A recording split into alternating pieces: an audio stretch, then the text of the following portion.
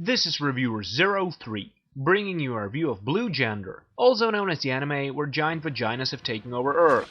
To get right to the point, this anime was really dark. It was so dark that I could barely see it. Okay, fun part is over. In the last few days I got many complaints from my subscribers that the fun rant in my Fooly Cooly review was too long. Notably user I'm a cocksucker 307 and user I'm too stupid to make my own reviews but I still can criticize other people's reviews. Thanks for your feedback. So today I bring you a review with a more serious approach. Blue Gender is set in the year 2031 in a fucked up world that has been overrun by giant bugs called the Blue. Apparently the future people did run out of insect spray. The story revolves around Yuji Kaido, an 18-year-old guy who has been diagnosed with a deadly disease called the B cell back in 2009. Guess he wasn't good enough to get infected by the A cells. Since there was no cure for Yuji's disease in his time, he and other people like him were put into stasis, hoping that they would wake up in a future utopia with medical technology that could cure them all. Instead, Yuji woke up to an apocalyptic world where humanity was either processed into lumps of meat or forced to flee into space. Surprise! Right in the first episode, Yuji meets Marlene Angel. Her mission is to recover all sleepers and bring them back to Second Earth. Since the recovery operation was a fucking disaster, she and Yuji have to get to spaceport Baikonur. After killing a shitload of bugs, Yuji and Marlene finally get to Second Earth. There it is finally revealed why Yuji and the other sleepers are so important. It's because their B cells can be influenced by future technology, turning them into super killing machines. And with these superpowers, humanity wants to take Earth back from the Blue. At first everything goes fine, but then two sleepers called Tony Frost and Alicia Whistle are taken over by their B cells, go gaga and try to wipe out humanity.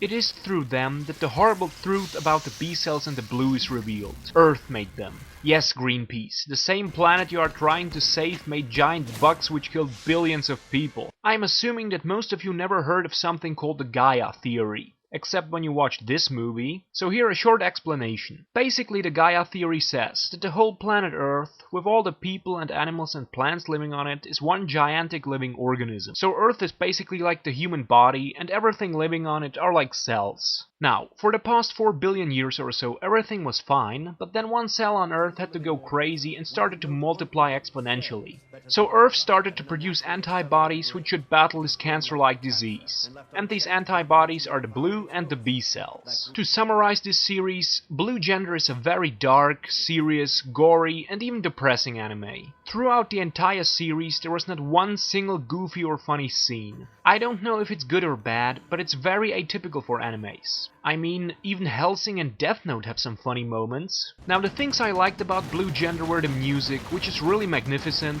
the action is really good as well, the story is interesting and even a little original, and it's one of the most realistic animes I've ever seen. The characters act just like real humans. In the first 3 episodes, Yuji's unable to do anything else than scream and piss his pants when seeing a Blue. And even battle-hardened soldiers who have fought the Blue for years get desperate and experience fear. So I really liked that the characters were realistic. I also liked this love scene. It's something you don't see in every anime. Blue Gender is also one of the few animes I would really recommend in English. The Funimation dub of this show is just great and beats even the Japanese original. Take a look. I got something for you! Come and get it! The significance of our birth, the reason we awoke to this time, a testament to our very lives.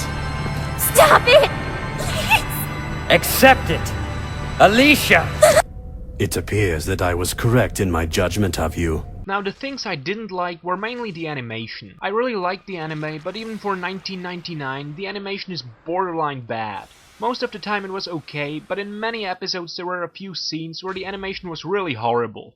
And while the characters act in a brilliantly realistic way, the backstory is absolutely unrealistic.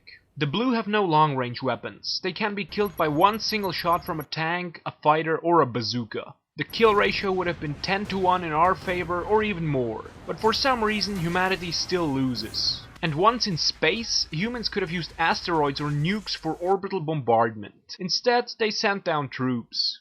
This is so horribly unrealistic and illogical, it's a real contrast to the realism of the characters. It reminds me of Reign of Fire.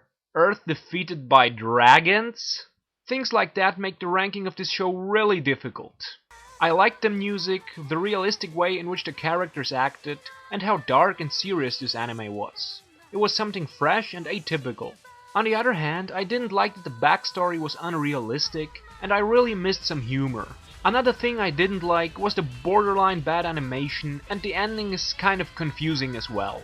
So I would give this anime a good 3.5 out of 5 points. The main reason for this decision is the bad animation. On the other hand, one has to take into account that this show was a low-budget late-night show. And the creators of this anime did an amazing job considering that they had insufficient funds. So I'm giving this show a 3.5 out of 5 points and a 4 out of 5 points if you want to count in the low budget bonus.